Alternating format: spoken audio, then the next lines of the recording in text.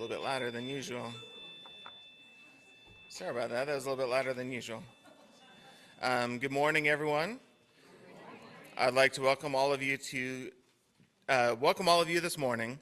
My name is Neil Richardson. I use he/him pronouns, and today I'm wearing my plaid button-up, which is kind of nice. My wife got it for me, and so I feel like I look pretty with her. So, whether you are here with us on site or on Zoom, and whether it is your first time here or one of the many times, we're glad you're here with us today, and we hope that you can stay with us for coffee or tea and conversation after the service. The chalice lighter in the sanctuary today is mallow. And our chalice lighting words are by Reverend Kathleen Mateague. We come together this morning to remind one another to rest for a moment on the forming edge of our lives, to resist the headlong tumble into the next moment, until we claim ourselves awareness and gratitude, taking the time to look into one another's faces and see their communion, the reflection of our own eyes.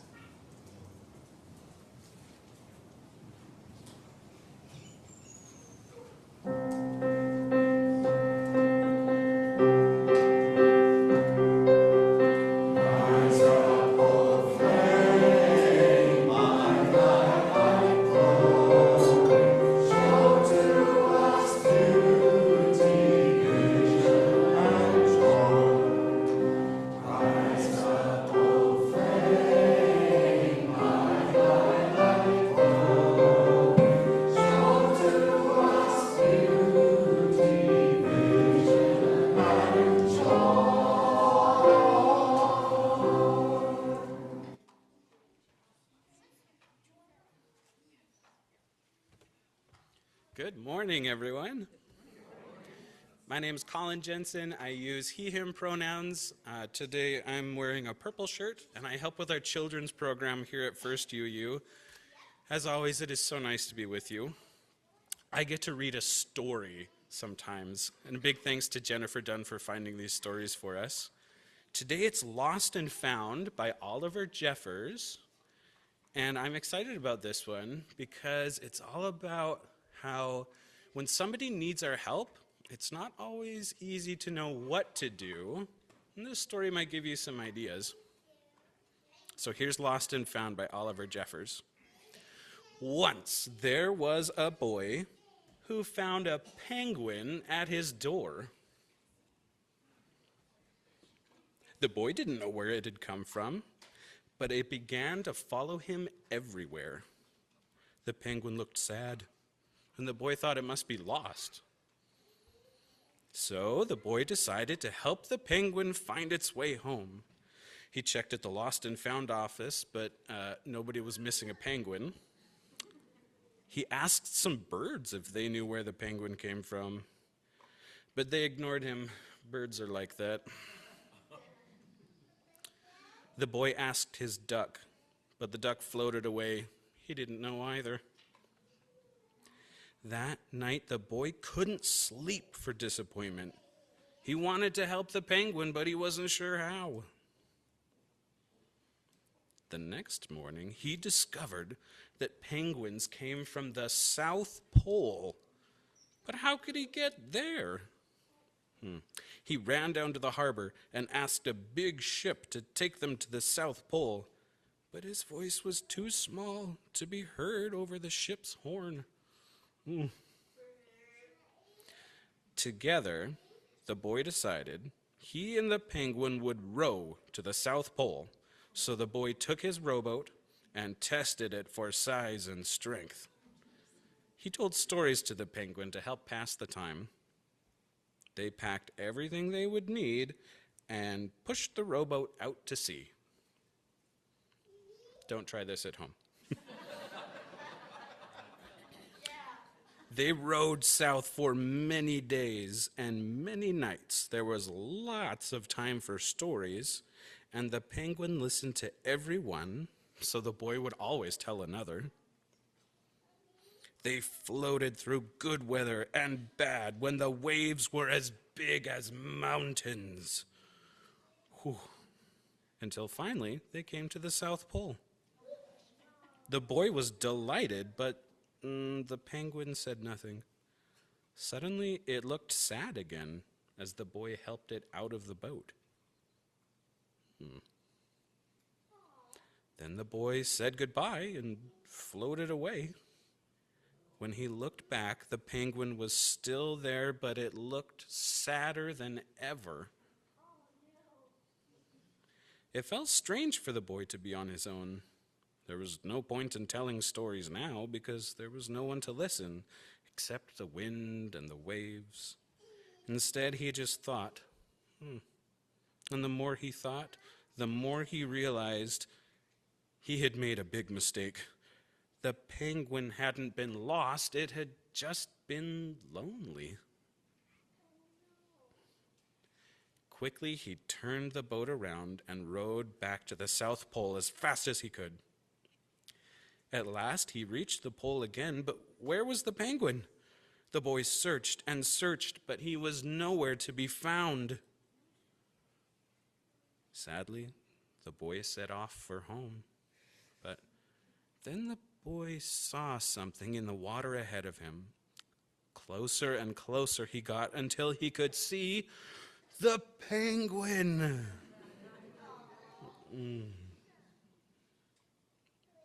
And so the boy and his friend went home together, talking of wonderful things all the way. That's Lynn.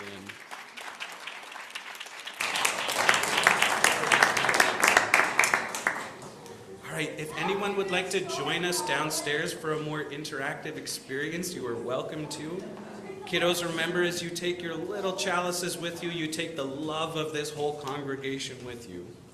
And we will all sing on the way to you as you head downstairs. Thank you.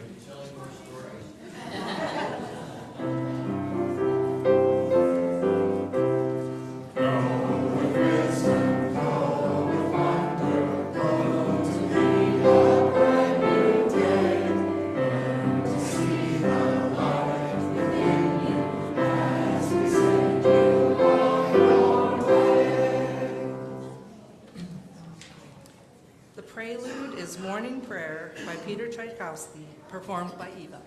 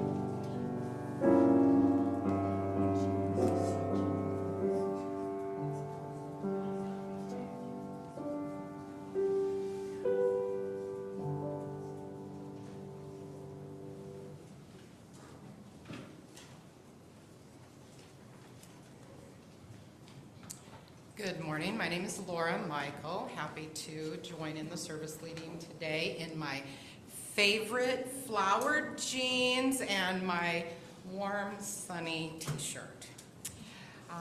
Today I'd like to read our words of invitation, and it's called A Lesson in Resilience by Rosemary Watola Trummer. Today it is the chives that spur me, sending their slender greenscapes and leaves that have pushed up through the dried clumps of last year's version of themselves. When nothing else in the garden is green, the chives grow smooth, bendable, soft, and yet they have managed to pierce through the hard spring dirt, unwatered, ignored.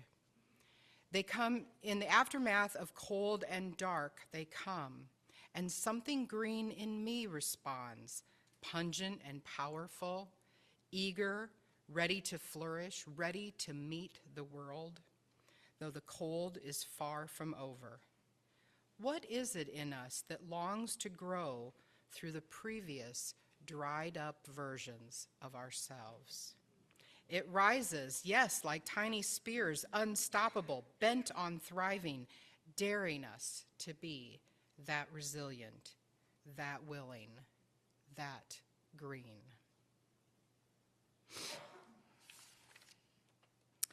Our hymn of the month for February is Just as Long as I Have Breath. The second stanza is about vision and truth. John Milton, the author of the epic poem Paradise Lost, was also a pamphleteer commenting on the political turmoil of his times. In 1644, during the English Civil War, he wrote an essay entitled Areopagitica. In this essay, Milton wrote about the strength of truth. More specifically, he wrote about the strength of truth in a free and open encounter. In our modern times of spin and deliberate misinformation, answering yes to truth is a tall order, but a worthwhile effort. Let us sing together Just as Long as I Have Breath, number 6 in the gray hymnal, with words on the screen. You are welcome to stand or remain seated as we lift our voice together.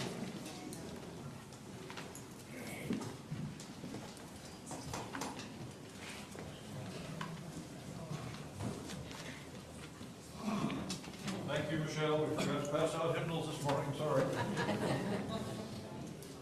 Well, we didn't know the screens were gonna work and not work. You never know. Okay.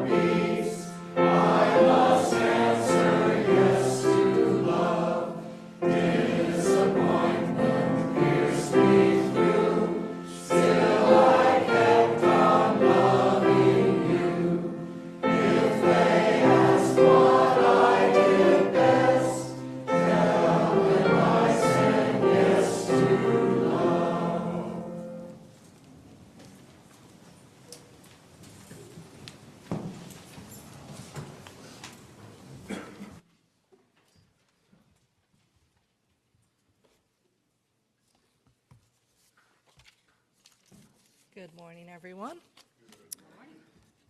My name is Jennifer Dunn, and I go by she, her pronouns, and I sure hope you enjoy the stories I've been selecting. I have so much fun doing that.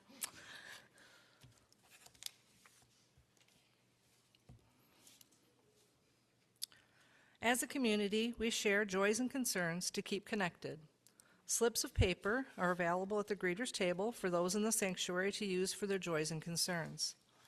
During the week, you may send your joys and concerns by email to pastoralcare@springfielduu.org or by leaving a voicemail on the church phone 417-883-3922. If you're on Zoom, please use the chat box now for sharing your joys and concerns. All of these joys and concerns will be included in the members' email on Tuesday. We honor each joy and concern with a lighted candle, a symbol of the love we as a community offer for each of these joys and concerns. And this morning, Mallow will be lighting the candles for us. Thank you. And now, as we begin this time of sharing, know that though we are in multiple physical spaces, we are together in beloved community.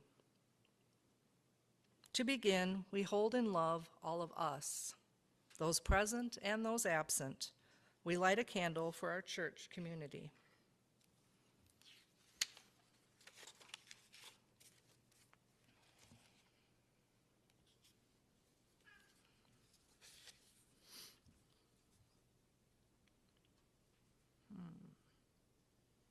I think this is from Carly, a concern, good vibes for my mom who is in the hospital. We light a candle of concern. Jeannie McLaughlin shares a wondrous joy for the marriage of my son Michael to his beautiful wife Kamala, who both live in the Czech Republic. We light a candle of joy.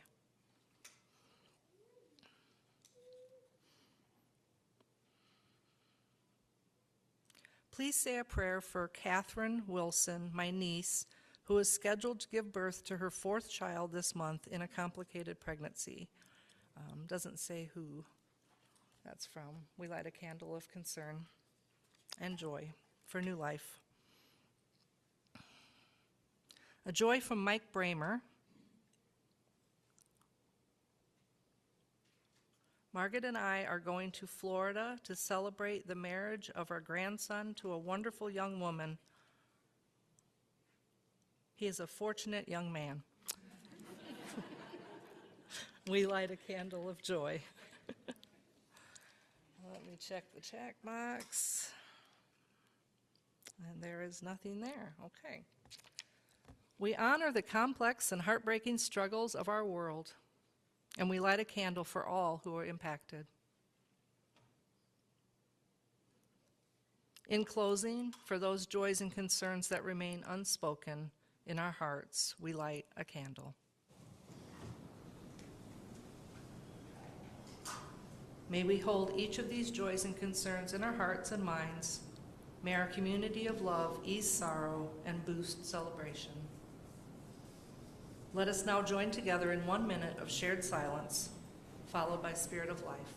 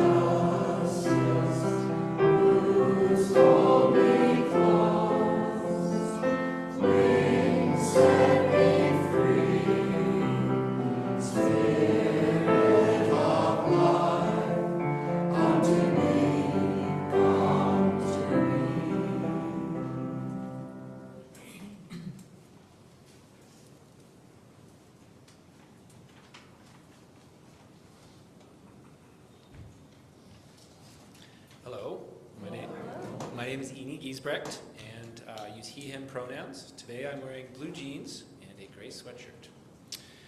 This week, of February 15th in UU history, abolitionist Sally Hawley was born in Canandaigua, New York, on February 17th, 1818.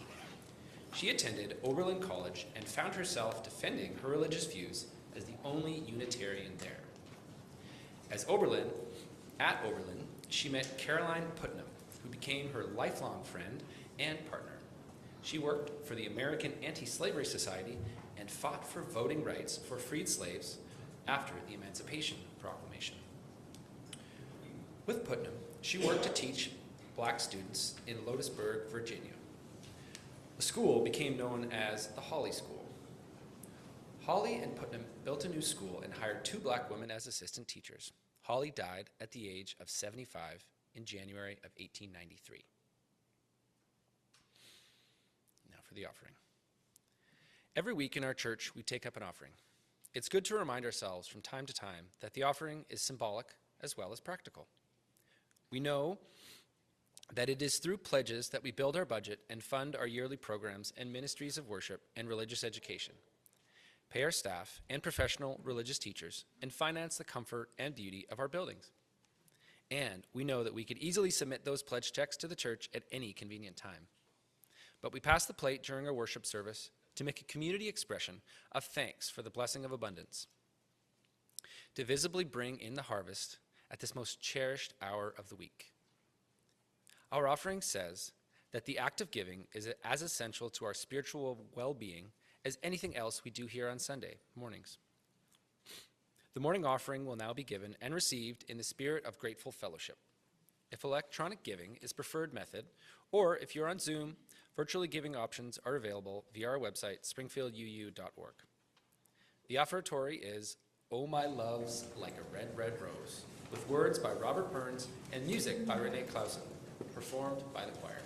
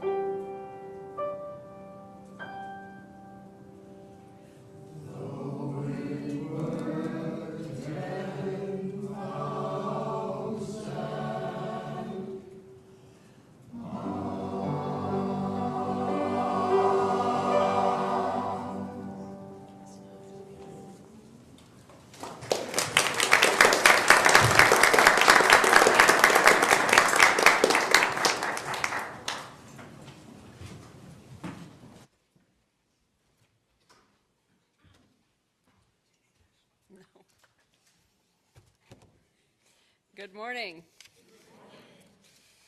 I am Reverend Michelle Scott Huffman. My pronouns are she, her. I'm the minister here at First UU, trying to remember what I'm doing, how I do this, where the things are. I am a middle-aged woman with pale skin, short, spiky hair, wearing black and white today. And want to celebrate, we talked about this last week, but I think it bears repeating that this past week on Thursday we celebrated the birthdays of one of our oldest members, Mary Rome, and one of our youngest little friends, who between them turned 1-year-old and 96 years old on the same day.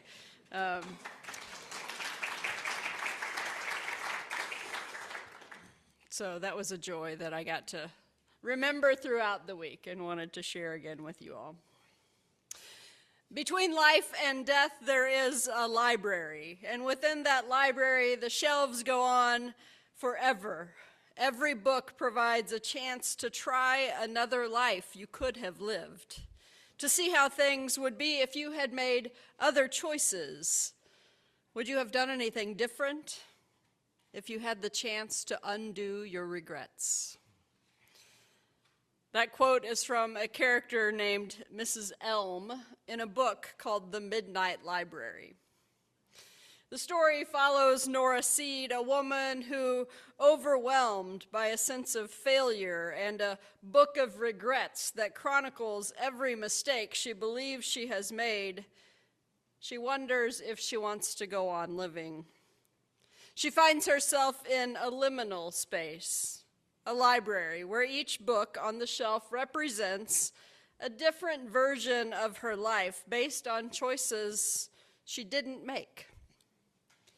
Guided by a librarian from her past, Nora enters these alternate lives, becoming a rock star, a glaciologist, a happy mother, only to discover that no perfect life exists without its own struggles and sorrows. Ultimately, the book serves as a profound meditation on the futility of rumination. Nora realizes that her regrets were based on a false assumption that a different choice would have led to a flawless existence.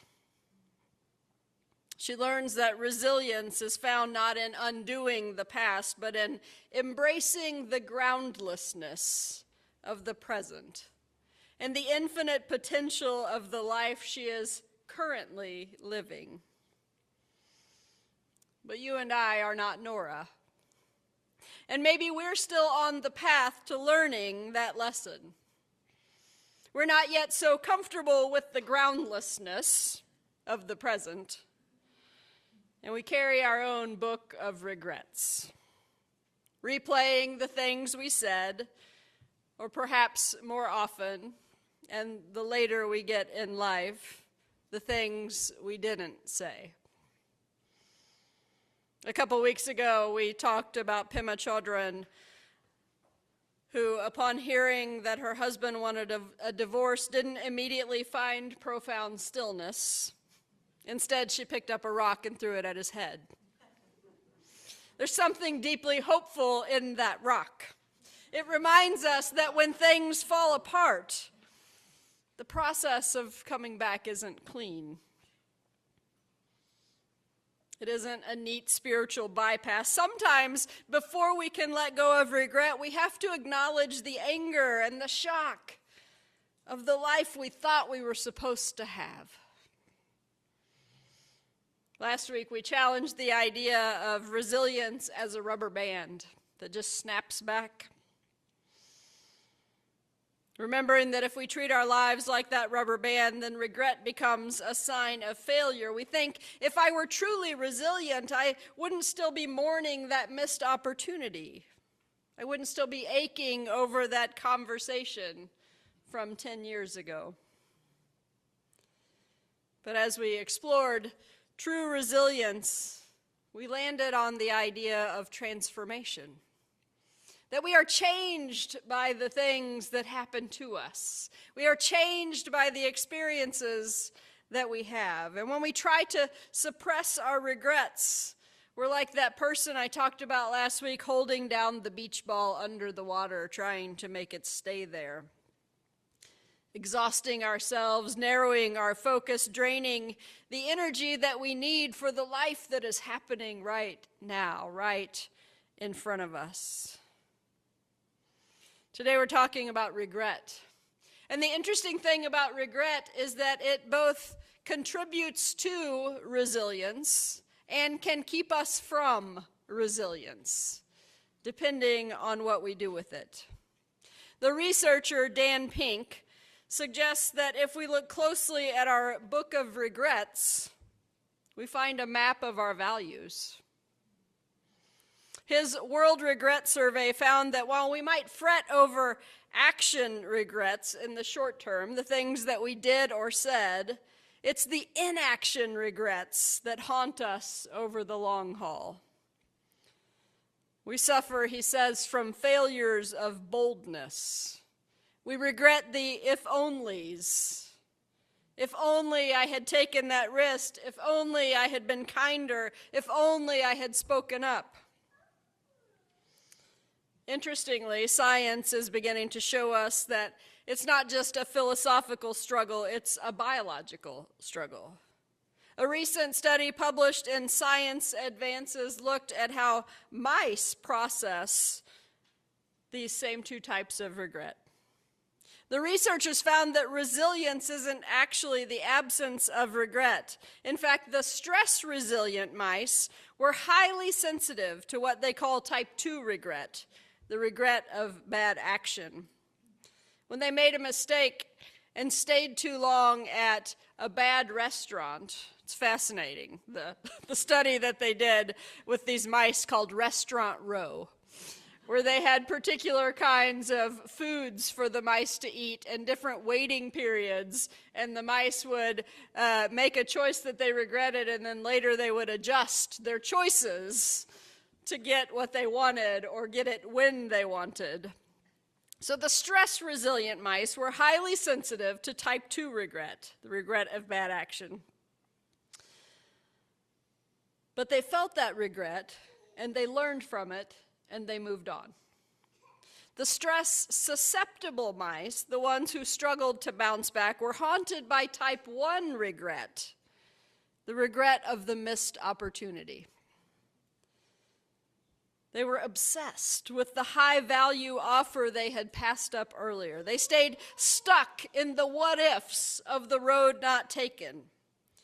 The study suggests that resilience might actually be the ability to let go of the lives we didn't live, so that we can focus on fixing our mistakes in the life that we are currently living. So what if our regrets were messengers and they had something to tell us? Dan Cumberland suggests that we answer those voices with a more kind response. Looking back at his own journey, he realizes there's nothing he wishes he had known because he was doing the best he could with the little he had. So resilience is finding what we talked about last week as the I have in our lives, the hedgerow of protection like Daniel Black's grandmother provided. It's co-regulation. We need safe people to help us look at our book of regrets or our failure resume that I mentioned last week, not as a list of shames, but as a collection of data to help us determine the choices that we want to make later based on the map of our values that come out of our experience of regret. So he says, to transform our regrets into wisdom, we can follow a somatic and spiritual path of reclaiming our narrative in 3 steps. First, meeting the emotion that we have with compassion. Now, I don't know about you all, but I don't often meet my emotions with compassion. If my emotions were a caller at my door, they would probably walk away having had a door slammed in their face. But this is the I have. This is the thing that's coming to tell us about the tools that we have to act out of resilience.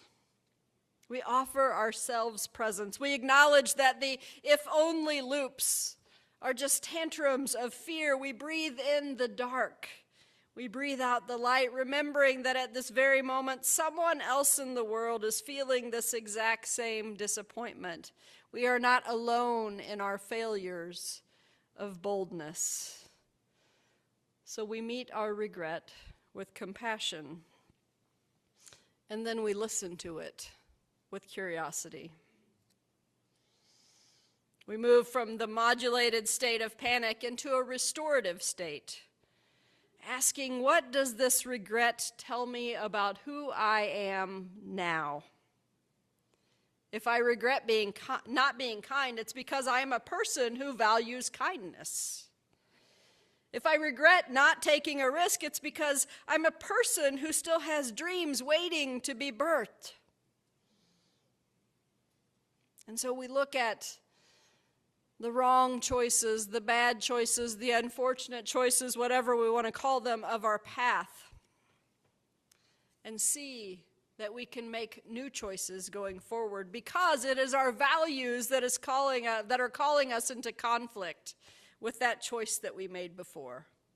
And third, we can decide on a conscious action. If we're thinking about what I said last week, this is the I can. It's the skill of pausing before we react so that we can make space for all of this to happen within our being. And like those resilient mice, we recognize that we've made a low-value choice. And we give ourselves permission to quit the wait and move on to a new table. Amy Purdy, after months of hopelessness, had a flash of insight about her bulky metal legs. She realized that if she was the author of her own book, she could choose what happened in the next chapter. She didn't snap back to having her original legs. She transformed her new reality into something that enabled her snowboard to lead and to inspire. And so it is that we find ourselves feeling regret over the choices that we have made, and we get stuck so often. You don't have to raise your hand if you don't want to, but is there anyone in this room, who does that little if-only conversation with yourself on a regular basis? I know I do. I have a dear friend who told me years ago about myself and others. We have all done the best we could at the time, given what we knew and what we had experienced. And just that little bit of grace for ourselves is so powerful, not to mention what it does related to our grace for other people. Now, do people make malicious choices? Sure. I think far less often than we would imagine. And so as we go through this experience with our own regret, remember, we're meeting that emotion with compassion, we're listening to it with curiosity, and we're deciding on conscious actions. And then we can face our regrets. If we go back to that book, The Midnight Library, it's Nora Seed's question: if my life were a book, how would I want things to go next? It doesn't mean that the choices that we made in the past doesn't happen. It means that they no longer hold us back from the choices that we can make right now. Ralph Waldo Emerson, patron saint of Unitarian Universalism, teaches us that the only justified regret is a momentary one in service of redirection. He warns that when we brood over our choices, we're trying to live backwards, judging our past selves by a later, clearer insight that we didn't have then. He reminds us that our faculties only warrant inceptions, that every act we have ever taken belonged to a more limited horizon of light. To stay in regret is to be a detective of our own past rather than a creator of our future.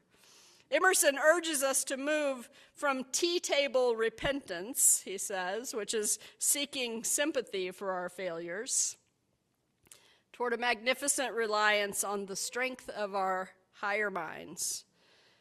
And he wrote, "Finish every day and be done with it. You have done what you could. Some blunders and absurdities no doubt have crept in. Forget them as soon as you can. Tomorrow is a new day. Begin it well and serenely and with too high a spirit to be cumbered with your old nonsense."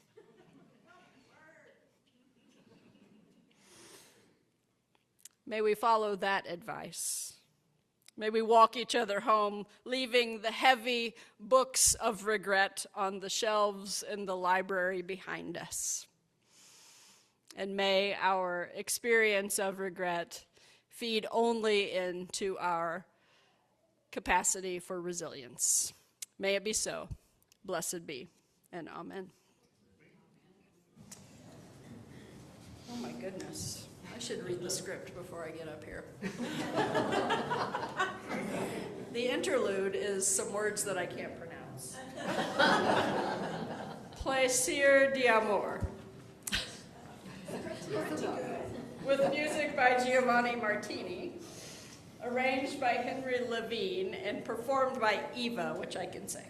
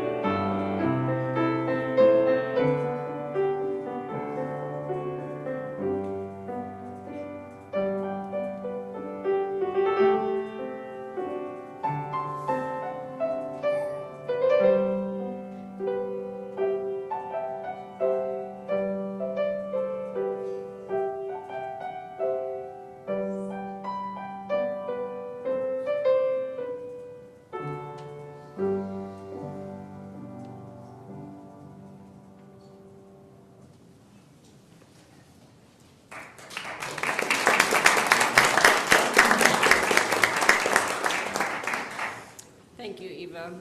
Incidentally, if you're interested in the more scientific book I referenced today, or the novel that we talked about, there's a picture on the bulletin board, so you can find those, and in the Zoom chat. Also, Adam, I moved things around in the script, but I don't think it's going to mess you up. Our final hymn today is "I Know This Rose Will Open," which is a round.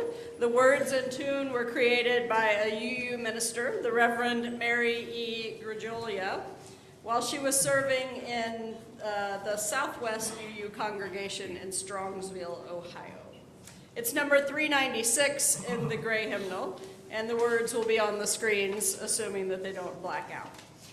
John's gonna give us instructions, or Paul, maybe both. You can sit or stand to sing, however you prefer.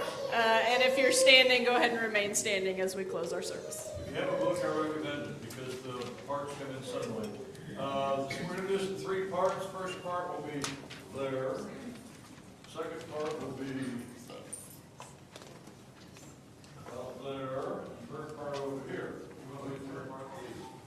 John will be leading number 1. I'll be leading number 2. Laura will be leading number 3. Here we go.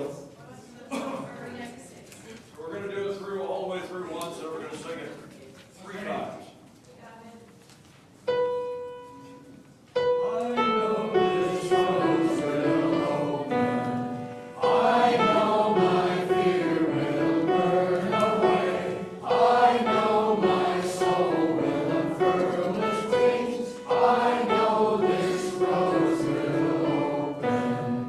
I know this rose will open. I know my fear. I know my fear. I know my soul. I know my soul. I know this rose. I know this rose. I know this rose. I know this rose. I know my fear. I know my fear. I know my soul. I know my soul. I know this rose. I know this rose. I know this rose. I know this rose. I know my fear. I know my fear. I know my soul. I know my soul. I know this rose. I know this rose. I know this rose. I know this rose will open.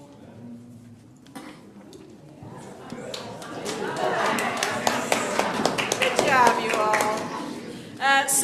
A couple announcements real quick, and I would invite Mallow to come forward to extinguish the chalice. Do stick around after service, have coffee, talk to someone you've never talked to before. There are some prompts on the board if you need help with those conversations.